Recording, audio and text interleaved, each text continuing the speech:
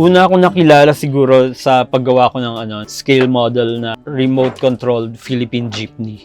Napili ko yung Philippine Jeepney kasi kung gusto mo magpaka-Pinoy, syempre Philippine Jeepney na yung pipiliin mo. Tapos maraming storya kasi na nakakonekta dyan. Gaya na lang na, di ba, nung mga panahon namin, parang may susunduin sa airport na isang tao pero sasakay sa jeepney para sumundo. Halos isang barangay, sabi nga nila. Isa pa sa mga gusto kong maipakita yung mga jeepney na bumabiyahe galing ng Sagada o kaya sa ibang probinsya na may kargang mga gulay. Yung mga ganun, yung mga simpleng mga storya na naka-attach sa Philippine Jeepney na sana magustuhan ng mga viewers ko. Hi, ako si Ian Aycocho. Nakikilala ako sa Facebook page ko na Local RC. Isa akong toy builder and designer and metal fabricator ng mga remote controlled RC parts. Ito namang 1/24 scale na jeepney na ginawa ko. Ito medyo luma to eh. Ito yung build number 2 ko. Kaya ganito yung hitsura. Ito lang yung naiwan sa akin. Masusundan to soon. Ginawa ko siya gamit ang metal. Kaya ayan, metal yung yung frame niya, naka C-channel. Nag-fabricate din ako ng leaf springs at saka front axle at yun, yung spindle niya. Tapos itong body niya, ginawa ko rin out of metal. Isa pa nga sa nakakatuwa dito dahil nga 'di ba mga jeepneys naman natin nung araw pinipintahan lang. Kaya dito kahit papaano na i-apply ko yung hilig ko sa painting. Kumbaga isang part din ng pagiging artist ko na sasatisfy ko dito. Nag-umpisa ako sa pagmo-modify ng mga toys nung bata pa ako. Siguro mga 7 years old or 6 siguro. Nag-umpisa ako sa toy robot na tinanggal ko yung limbs tapos nilagyan ko ng pins para maging articulated yung limbs niya at may ipopose. Mas ginugusto ko siya kaysa sa mga nabibili sa market na mga Transformers tsaka G.I. Joes. Malaking inspiration para sa akin si MacGyver. Gaya na lang din ng maraming mga lalaki nung generation ko. Syempre tinitingala si MacGyver. Pero ako medyo dinala ko sa next level 'yun kasi nag-umpisa sa kanya yung hilig ko sa mga tools. Nag-umpisa akong mangolekta ng siguro kahit anong mukhang tool gaya nung nail cutter na merong parang knife na retractable. Kaya mula doon, alam ko na gugustuhin kong mangolekta ng iba pang mga power tools para magawa yung mga gusto kong i-fabricate na toys. Nagustuhan kong mag-fabricate ng toys matagal na. Tapos, napunta ako sa radio-controlled car hobby. Palagay ko yung mga lalaki sa generation ko, yun talaga yung number one na gugustuhin nilang laruin. Na kung ikukumpara mo ngayon sa Gen Zs yung mga mobile games. Kami naman noon sa RC hobby napunta. Ito parang nag-branch out sa sa smaller scale yung yung hilig ko sa RC cars. Ito, Hot Wheels RC car na ginawa ko. Mula sa isang Hot Wheels na toy, kinonvert ko siya into RC. Nilagyan ko ng mga mechanical components, mga electronic components para sa isang micro RC car. Yun, tapos mapapatakbo mo to.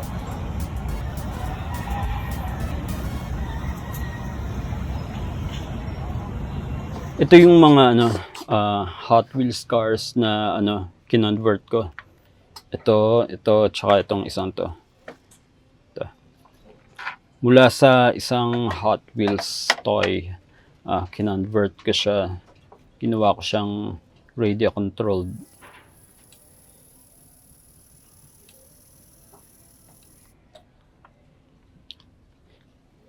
Isa to sa mga popular na content sa Facebook, yung paggawa nito. Gusto ko kasi yung challenge ng pag-fabricate ng mga panels gamit ang metal. Kaya syempre dahil doon ginusto ko rin na mag-ipon tsaka gumawa ng sarili kong tools para makagawa ako ng jeepney. Medyo natagalan bago ako nakapag-umpisang gumawa. Hanggang dumating nga itong lockdown. Nung mga panahon na yon, mabuti nakaipon na ako ng mga tools na karamihan ng tools na kailangan ko tsaka materials. Kaya naumpisan kong gumawa ng una kong jeepney. Dahil nga gusto kong explore yung mga bagay na na pwede kong gawin para sa RC hobby. Na-mix ko yung hilig ko sa arts, mainly sa sculpture at saka sa videography na rin at storytelling. Kaya nag-experiment ako sa character na ginawa ko. Yun si Pepito. Ito si Pepito. Ito siya yung latest na ginawa ko. Character na si Pepito. Fiberglass yung head niya, tapos styrofoam ang yung body. Tapos ito yung niya, sasakyan niya. Hindi siya ordinaryong jeepney. Siya, pedal car siya. Kinopya ko yung mechanism ng totoong pedal car na sinasakyan ng mga bata, lalo na nung mga 80s, 90s. Yes. Sa paggawa nito, nai-apply ko yung marami sa mga na nakakahiligan ko. Una, yung sa mga mechanisms. Sculpture. Eto, in-sculpt ko si Pepita, in-sculpt ko. Tsaka itong tong hood ornament niya. Horse hood ornament. Tapos, rin ako, metal fabrication. Sa likod na part, dito papasok yung storytelling. Siya si Pepito kasi 90s kid siya. Tapos siya, masabi mong hardworking kasi siya, nagde-deliver siya ng ginagaya niya, kumbaga ginagaya niya yung mga yung mga nagde-deliver ng gulay mula sa probinsya. Yun yung gusto niyang gayahin dito sa niya, sa paglalaro niya ng pedal car niya. Saka batang talaga, 90s, may yes. Walya pa. Batang 90s yan, makikita mo naman dito. Sinapinan din siya sa likod ng ng nanay niya. Nag-umpisa ako sa content creation. Naisip ko lang na mukhang maganda siyang source ng pagkakakitaan. Tapos isa pa, pag gumawa kasi ako ng content, marami akong mga bagay na na-satisfy para sa sarili ko. Yung hilig ko sa toys, hilig ko sa arts, hilig ko sa videography, storytelling, at saka sa RC hobby. Lahat yon nagagawa ko sa paggawa ko ng contents. Medyo nakita kong pinakamalaking reward siguro maliban doon sa kinikita ay yung siguro yung pag-touch ng lives. Siguro masabi mong pag-touch ng lives ng mga, lalo ng mga yung mga ka-generation ko, kasi nakikita ko yung reaction nila sa pag nakita nila si Pepito. Kahit wala akong ilagay na caption, nakikilala nila na mukhang batang 90s, naglalaro ng nakasakay sa pedal car. Parang hindi takot na na tumumba. Yung mga mga bagay na kadalasan makikita mo sa mga batang 90s yon, sabi nga nila. Imbes na simpleng RC car ang sasakyan niya, ginawa kong mini pedal car. Kinopya ko yung totoong mechanism ng totoong pedal car. Nilagyan ko lang ng motor at saka electronic components para siyang remote controlled. Tapos yun, kasi ayun, mahilig ako sa mga anything mechanical actually. Kaya nahilig ako sa sculpture.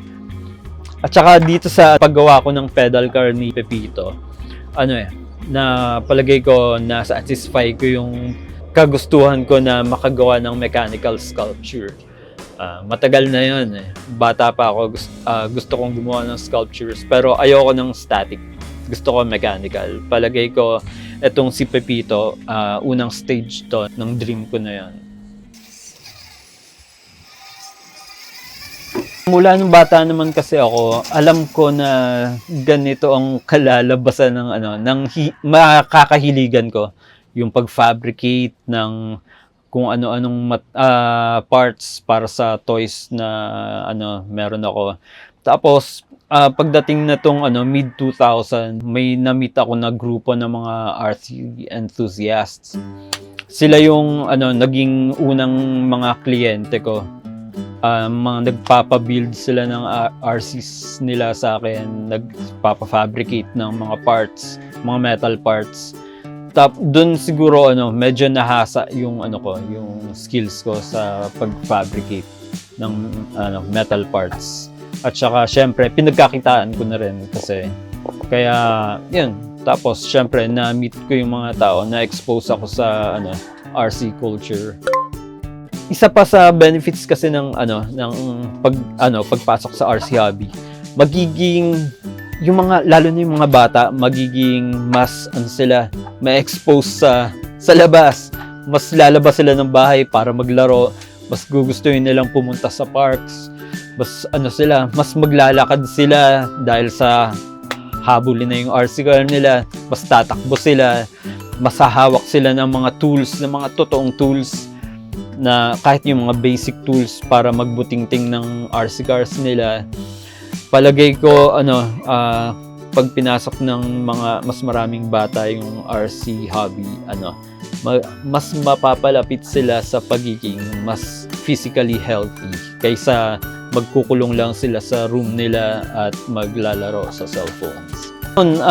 Nagustuhan ko yung reaction ng mga ng netizens nung nag-upload ako ng mga yung mga unang time na na napapatakbo ko na yung RC jeepney ko.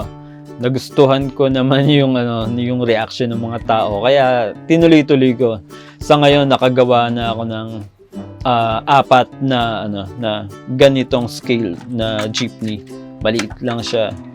Tapos pero matagal gawin kaya 4 pa lang yung nagawa ko, pero ang naiwan sa akin itong second unit na ginawa ko. Yung iba na ang may-ari. Yung dalawa, yun, nagpagawa sila. Tapos yung isang kababayan natin from LA na RC hobbyist din, nakita yung latest na gawa ko. Sabi niya interested siyang bilhin. Siguro tinatanong niya rin kung anong connection nito sa ongoing na usapin tungkol sa phase out ng mga Philippine jeepney. Pag-build ko na to mismo, wala naman direktang connection doon. Pero ang palagay ko, siguro sa future kasi alam mo na mababago yan yung hitsura ng jeepney. Pero sa mga ginagawa ko na toy jeepneys, palagay ko makakatulong para ma-preserve yung original style and looks. Palagay ko, pag nakita to ng mga tao sa future, ayun, konting paalala lang na ganito ang hitsura niya dati. Ako sa very few fortunate na maituloy itong hobby na to, kumita, makuha yung support ng family ko, at saka makakita ng magandang reaction sa mga sa followers and viewers ko. Kaya isa yun sa palagay ko sa mga dahilan kung bakit palagay ko magtutuloy-tuloy ito. Totoo lang, maraming grupo ng RC enthusiasts ngayon online. Pwede kayong pumunta sa UP Diliman para ma-witness yung mga kagrupo ko na nagpapatakbo ng RC. Pwede nyo subukan siguro, pwede nyo hiramin for a few minutes para mapatakbo, para makuha nyo lang yung feel ng paglalaro ng RC cars. Tapos pag palagay nyo medyo magugustuhan nyo, pwede kayong bumili ng mga affordable na kits. Tapos ayun, isa pa yun, pwede nyo akong kontakin para mapaliwanag ko sa inyo kung, o kaya pwede kong sabihin sa inyo kung ano yung mas gugustuhin nyo na RC unit, mas afford nyo. At saka, yun, follow me sa Facebook.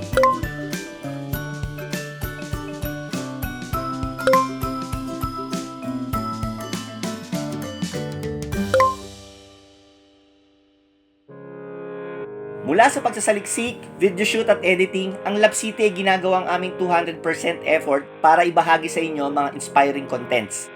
Kung gusto ninyo ang mga ginagawa namin, meron 3+1 ways para maipakita ang inyong mainit na suporta. Una, mag-share at mag-subscribe sa aming mga video. Pangalawa, pwede din kayo mag-email kung meron kayong suggested contents na swabing i-feature. Kami rin ay open sa witty minds katulad mo upang makisaya at maging bahagi ng Lab City crew. Kung gusto nyo naman na ibahagi ang inyong kwento o i-promote ang inyong negosyo, pwede nyo kami makatrabaho. Kung sa kategory man pasok ang trip nyo, please check the link below for more info.